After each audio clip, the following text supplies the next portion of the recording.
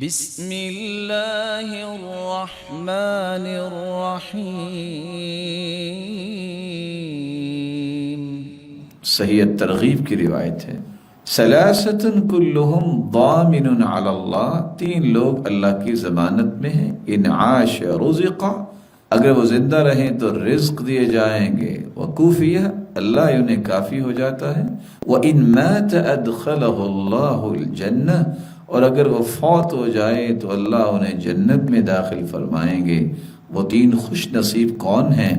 وَمَن دَخَلَ بَيْتَهُ فَسَلَّمَ فَهُوَ ضَامِنٌ عَلَى اللَّهِ، جو اپنے گھر جاتے ہوئے، گھر داخل ہوتے ہوئے گھر والوں کو سلام کہتا ہے۔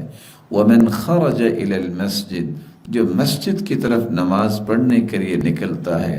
وَمَنْ خَرَجَ فِي سَبِيلِ اللَّهِ، جو اللہ کی راہ میں نکلتا ہے۔ تینوں کے بارے میں اللہ کے رسول نے فرمایا تین مرتبہ، فَهُوَ ضَامِنٌ عَلَى اللَّهِ فَهُوَ ضَامِنٌ عَلَى اللَّهِ فَهُوَ ضَامِنٌ عَلَى اللَّهِ، وہ اللہ کی ضمانت میں۔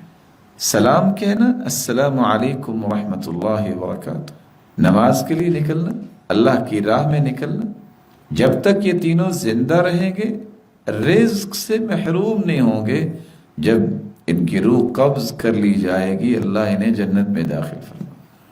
صحیح ابن حبان کی ایک روایت ہے 372، اور صحیح الجامع کی روایت ہے 3253، رسول اللہ صلی اللہ علیہ وسلم نے یہ بھی فرمایا، من جاہد فی سبیل اللہ، جو اللہ کی راہ میں جہاد کرتا ہے، کان ضامنا علی اللہ، اللہ ذوالجلال اس کا ضامن بن جاتے ہیں۔ ومن عاد مریضا کان ضامنا علی اللہ، جو کسی بیمار کی بیمار پرسی کرتا ہے تو اللہ بھی اس کے ضامن بن جاتے ہیں۔ ومن دخل علی امام یعززہ کان ضامنا علی اللہ، جو حکمران وقت کو تقویت دینے کے لیے اس کے پاس جاتا ہے تو اللہ اس کا بھی ضامن بن جاتا ہے۔